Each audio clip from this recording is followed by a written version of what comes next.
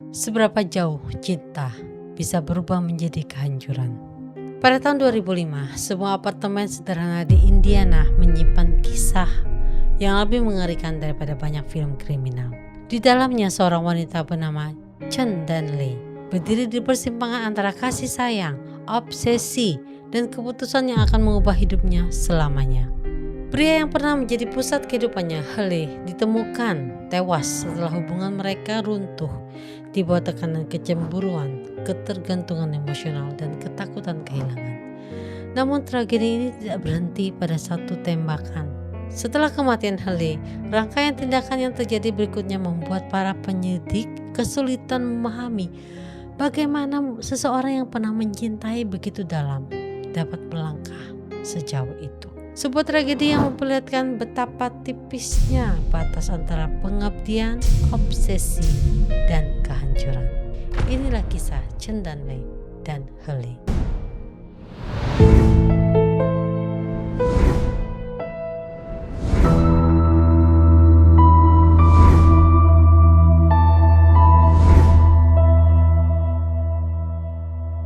Pada musim panas tahun 2005, aparat kepolisian di Indiana dan Illinois menghadapi sebuah kasus yang pada awalnya tampak seperti laporan orang hilang biasa.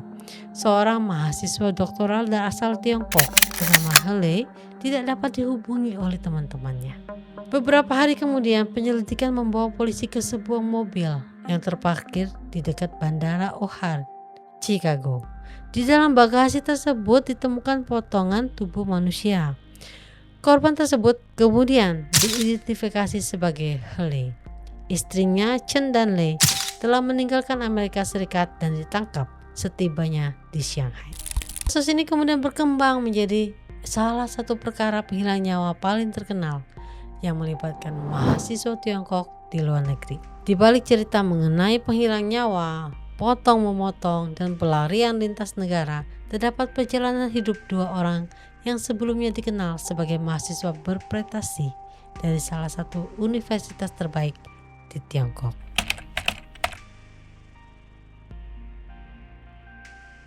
Pertengahan dekade 1990-an, kampus Tsinghua University di Beijing sedang berada dalam salah satu masa paling kompetitif dalam sejarahnya. Ribuan siswa terbaik dari seluruh Tiongkok datang ke kampus tersebut setiap tahun setelah melewati ujian masuk nasional yang terkenal sangat ketat. Di antara mahasiswa baru itu terdapat seorang mahasiswi asal Sichuan bernama Chen Danley. Beberapa media Tiongkok menyebut Chen diterima di Tsinghua dengan hasil akademik yang sangat tinggi dan masuk ke Departemen Kimia. Dia dikenal sebagai mahasiswa yang sangat kuat secara akademis, rajin belajar, dan lebih nyaman berada di perpustakaan dibanding dalam kegiatan sosial kampus. Pada masa yang sama, seorang mahasiswa bernama Hele juga menjalani kehidupan kampus di Tsinghua. Sumber resmi tidak pernah secara jelas menyebut jurusan Hele saat di Tsinghua. Namun ketika berada di Amerika Serikat, Hele tercatat sebagai mahasiswa Mechanical Engineering di Purdue University. Teman-teman mereka melihat pasangan ini sebagai contoh pasangan mahasiswa berprestasi. Keduanya memiliki nilai akademik tinggi. Keduanya memiliki masa depan yang menjanjikan. Keduanya sama-sama berasal dari salah satu universitas paling bergengsi di Tiongkok. Pada akhir 1990-an, banyak mahasiswa Tsinghua mulai melihat studi ke luar negeri sebagai salah satu langkah berikutnya dalam karir akademik mereka. Amerika Serikat menjadi tujuan utama. Chen dan He termasuk dalam generasi tersebut. Meskipun detail lengkap akademik mereka tidak banyak tersedia, berbagai laporan menunjukkan bahwa keduanya memiliki performa akademik yang baik. Chen akhirnya berhasil memperoleh kesempatan untuk melanjutkan studi ke Amerika Serikat. Beberapa laporan menyebut bahwa dia berhasil memperoleh beasiswa dan diterima untuk studi lanjutan di Purdue University.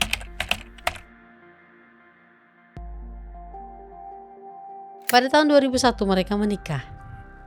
Keputusan menikah pada masa itu tampak logis. Mereka telah saling mengenal selama bertahun-tahun. Mereka sama-sama berada dalam jalur akademik yang sama. Mereka akan menghadapi kehidupan baru di negara asing. Pernikahan memberi stabilitas emosional dan juga mempermudah banyak aspek administratif bagi pasangan mahasiswa internasional. Setelah menikah, pasangan tersebut pindah ke Amerika Serikat untuk melanjutkan studi. Pada tahun-tahun awal kehidupan mereka di Indiana, pasangan tersebut tampak menjalani kehidupan yang relatif normal. Mereka tinggal bersama di Lafayette, kota tempat Purdue University berada. Haley mengambil studi teknik mesin dan dikenal sebagai mahasiswa yang rajin serta memiliki prospek akademik yang baik. Namun di balik kehidupan akademik itu, masalah pribadi mulai tumbuh. Menurut dokumen pengadilan dan laporan media yang muncul, hubungan mereka perlahan mengurung. Pertengkaran menjadi semakin sering terjadi. Perselisihan yang awalnya hanya berupa konflik rumah tangga biasa, mulai berubah menjadi pola hubungan yang tidak sehat. Salah satu faktor yang sering disebut media berbahasa Mandarin adalah bahwa kehidupan mereka di Amerika berkembang ke arah yang berbeda. Haley relatif cepat beradaptasi dengan lingkungan yang baru. Sebaliknya, Chen mengalami masalah yang lebih sulit. Beberapa laporan menyebut dia mengalami masalah dalam hubungan dan sulit berinteraksi dengan lingkungan sekitarnya. Dia bahkan keluar dari Purdue sebelum kasus penghilangan nyawa tersebut. Akibatnya, ketergantungan emosional Chen terhadap suaminya semakin besar. Haley berkali-kali mengajukan perceraian. Ini tampaknya merupakan sumber konflik terbesar. Dalam kesaksiannya di pengadilan, Chen berulang kali mengatakan bahwa dia sangat takut menghadapi perceraian. Dia mengatakan, saya sangat mencintainya, tapi dia ingin bercerai karena kami sering bertengkar. Menurut pengakuannya, setiap kali mendengar kata cerai, dia merasakan ketakutan yang luar biasa. Salah satu bagian penting dalam persidangan adalah pengakuan Chen mengenai keluarganya. Dia mengatakan bahwa ayahnya pernah menceraikan ibunya dan ibunya menjalani kehidupan yang sangat sulit setelah perceraian tersebut. Karena pengalaman itu, Chen memiliki ketakutan mendalam untuk mengalami nasib yang sama. Dalam persidangan dia mengatakan, saya tidak ingin mengikuti jalan hidup ibu saya. Pernyataan itu muncul berulang kali ketika dia menjelaskan motif penghilangan nyawa. Sebelum peristiwa penghilangan nyawa terjadi, hubungan mereka telah memasuki fase yang berbahaya. Pada tanggal 25 Desember 2004 terjadi sebuah insiden serius. Menurut catatan persidangan, Chen menusuk Haley dalam sebuah pertengkaran. Peristiwa itu menyebabkan aparat hukum Amerika turun tangan. Haley selamat, tetapi kasus tersebut membuat hubungan mereka semakin retak. Yang membuat banyak orang terkejut adalah tindakan He setelah insiden tersebut. Alih-alih dia memutuskan hubungan secara permanen, Haley justru membantu istrinya menghadapi proses hukum. Dia menyewa pengacara untuk membela Chen dan bahkan membayar jaminan sebesar $50.000 Amerika agar Chen dapat keluar dari tahanan. Pengadilan Amerika kemudian mengeluarkan pembatasan yang melarang Chen mendekati Haley kecuali dalam situasi tertentu dan berkaitan dengan terapi dan konseling. Menurut laporan persidangan, pertengkaran mereka terus berlanjut meskipun telah menjalani terapi.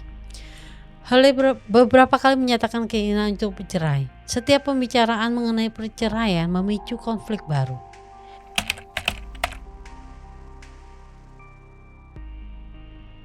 Pada bulan Agustus 2005, keadaan mencapai titik krisis.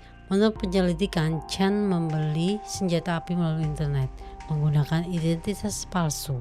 Bukti transaksi tersebut kemudian diajukan dalam persidangan. Pada malam tanggal 19 Agustus 2005, pasangan tersebut kembali bertengkar hebat. Haley dilaporkan menyatakan niatnya untuk meninggalkan rumah dan mengakhiri hubungan mereka. Keesokan paginya, Chen membangunkan Haley dan sekali lagi memohon agar dia membatalkan rencana perceraian.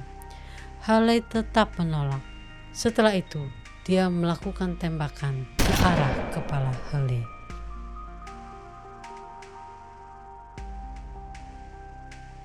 Dalam persidangan, Chen mengakui bahwa dialah yang melakukan penembakan suaminya. Yang menarik bahwa dalam persidangan, Chen mengakui bahwa Haley tidak memiliki kebiasaan buruk seperti berselingkuh atau hidup tidak setia. Dia berulang kali menyatakan bahwa alasan utama kemarahannya adalah karena Haley bersikeras ingin mengakhiri pernikahan mereka. Penemuan mayat dan penangkapan berdasarkan laporan polisi dan media yang meliput kasus ini saat kejadian. Jasad Haley ditemukan pada 30 Agustus 2005 di dalam bagasi mobil Buick Century miliknya yang diparkir di sebuah gedung parkir di Rosemont dekat O'Hare International Airport, Illinois. Seorang warga mencium bau busuk yang sangat kuat dari sebuah mobil yang ditinggalkan di gedung parkir Rosemont. Polisi membuka bagasi dan menemukan bagian-bagian tubuh manusia yang sudah dibungkus dalam beberapa kantong plastik hitam. 26 Agustus 2005, teman-teman Haley yang sudah beberapa hari tidak dapat menghubunginya melaporkannya sebagai orang hilang. Pada hari yang hampir bersamaan, Chen ditahan di Shanghai karena mencoba masuk ke Tiongkok menggunakan paspor Haley. Yang membuat kasus ini semakin mengerikan adalah jarak waktunya. Jika proses penghilangan nyawa memang terjadi pada 20 Agustus dan jasad ditemukan pada 30 Agustus, maka sekitar 10 hari telah berlalu sejak kematian Haley. Penemuan yang mereka hadapi segera berubah menjadi kasus orang hilang menjadi penyelidikan penghilang nyawa internasional. Autopsi menunjukkan bahwa korban meninggal akibat luka tembak di kepala. Sementara polisi mulai menyusun potongan-potongan bukti di Amerika Serikat, Chen telah meninggalkan negara itu. Dia menggunakan paspor milik suaminya dalam upaya kembali ke Tiongkok. Upaya tersebut gagal. Saat tiba di Shanghai, petugas imigrasi mendeteksi kejanggalan identitas dan menahannya. Penangkapan itu menjadi awal dari persoalan hukum yang kompleks. Amerika Serikat tidak memiliki perjanjian ekstradisi dengan Tiongkok. Akibatnya Chen tidak dapat begitu saja dipulangkan untuk diadili di Indiana. Sebagai gantinya, otoritas Tiongkok mengambil alih proses hukum berdasarkan bukti yang dikumpulkan dari Amerika Serikat. Pada tahun 2006, persidangan berlangsung di Shanghai. Kasus tersebut menarik perhatian media karena memiliki hampir semua elemen yang membuat sebuah perkara kriminal menjadi sorotan publik. Bagian yang paling mengejutkan dari kasus ini terjadi setelah penghilangan nyawa. Menurut kesaksian Chen sendiri, setelah tembakan dilepaskan, dia duduk di dekat tubuh suaminya selama beberapa waktu. Dia mengabarkan dirinya menangis sambil memegang kepala Haley. Namun kenyataan yang dihadapi kemudian sangat berbeda. Sebuah jasad mulai mengalami pembusukan. Waktu terus berjalan. Masalah praktis muncul. Apa yang harus dilakukan dengan tubuh tersebut? Bagaimana menjelaskan hilangnya seseorang? Bagaimana menghindari penyelidikan polisi? Menurut pengakuannya, dia sempat mencoba memindahkan tubuh itu ke dalam lemari pendingin, tapi tidak mampu karena berat badan korban. Dalam persidangan, Chen memberikan penjelasan yang kemudian jadi salah satu bagian paling kontroversial dari kasus tersebut. Chen mengaku bahwa dia menghubungi seorang pria yang dikenalnya melalui internet dan hanya menyebutnya sebagai Jack. Dia mengatakan bahwa pria tersebut datang untuk membantu menyelesaikan masalah yang sedang dihadapinya. Menurut versinya, Jack datang ke apartemen. Jack membantu menangani jasad Haley.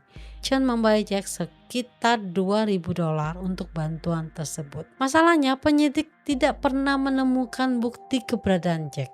Tidak ada identitas yang dapat diverifikasi. Tidak ada saksi, tidak ada jejak yang cukup kuat untuk membuktikan bahwa orang tersebut benar-benar ada. Jika menerima cerita Chen secara harfiah, maka ada sejumlah pertanyaan yang tidak pernah terjawab. Mengapa seseorang yang baru dikenal melalui internet bersedia membantu menyembunyikan penghilangan nyawa? Mengapa orang itu mau mengambil risiko hukum yang luar biasa besar? Pengadilan akhirnya menolak klaim tersebut. Bagi jaksa, cerita mengenai Jack hanyalah upaya untuk mengalihkan tanggung jawab. Bukti-bukti yang tersedia menunjukkan bahwa seluruh rangkaian tindakan setelah penghilangan nyawa dilakukan untuk menyembunyikan kejahatan. Pengadilan akhirnya menjatuhkan hukuman mati dengan penangguhan 2 tahun. Dalam sistem hukum Tiongkok, hukuman seperti ini seringkali dapat diubah menjadi hukuman penjara seumur hidup atau hukuman jangka panjang apabila terpidana menunjukkan perilaku baik selama masa penangguhan. Selain itu, pengadilan memerintahkan Chen membayar kompensasi kepada orang tua Haley. Vonis tersebut menutup salah satu bab paling kelam dalam sejarah kriminal yang melibatkan mahasiswa Tiongkok di luar negeri. Kasus Chen dan Haley seringkali dibahas hanya dari sisi sensasional saja. Namun ketika seluruh kronologi diperhatikan secara menyeluruh, yang muncul bukan hanya cerita tentang penghilangan nyawa. Yang terlihat adalah proses kehancuran yang berlangsung bertahun-tahun. Dua mahasiswa cerdas bertemu di kampus elit. Mereka jatuh cinta, mereka menikah, mereka berangkat ke Amerika dengan harapan besar. Mereka mencoba membangun masa depan melalui pendidikan. Kemudian hubungan mereka mulai retak, pertengkaran berubah menjadi kekerasan. Kekerasan berubah menjadi ketakutan. Ketakutan berubah menjadi penghilangan nyawa. Dan setelah satu tembakan dilepaskan pada pagi hari bulan Agustus 2005, seluruh masa depan yang pernah mereka rancang bersama berakhir. Hale kehilangan hidupnya, Chen dan Lei kehilangan kebebasannya, kedua keluarga kehilangan anak mereka. Seorang manusia kehilangan hidupnya dan banyak kehidupan lainnya ikut hancur bersamanya. Kisah ini meninggalkan pelajaran yang lebih dalam daripada sekedar sebuah kasus kriminal. Cinta tidak pernah dimaksudkan untuk menjadi kepemilikan. Semakin erat seseorang menggenggam sesuatu karena takut kehilangan, semakin besar kemungkinan dia menghancurkan apa yang ingin dipertahankan. Dalam banyak tragedi manusia, kehancuran tidak lahir dari kebencian yang besar, melainkan dari ketakutan yang tidak pernah dipahami dan luka yang tidak pernah disembuhkan. Semoga Hale menemukan kedamaian. Semoga semua yang ditinggalkan menemukan kekuatan untuk melanjutkan hidup. Dan semoga kisah ini mengingatkan kita bahwa cinta yang paling matang bukanlah tentang memiliki seseorang untuk selamanya, melainkan tentang menghormati keberadaannya selama dia masih berjalan bersama kita. Sekian kisah kali ini. Kita kembali lagi di kisah yang lain. Bye-bye.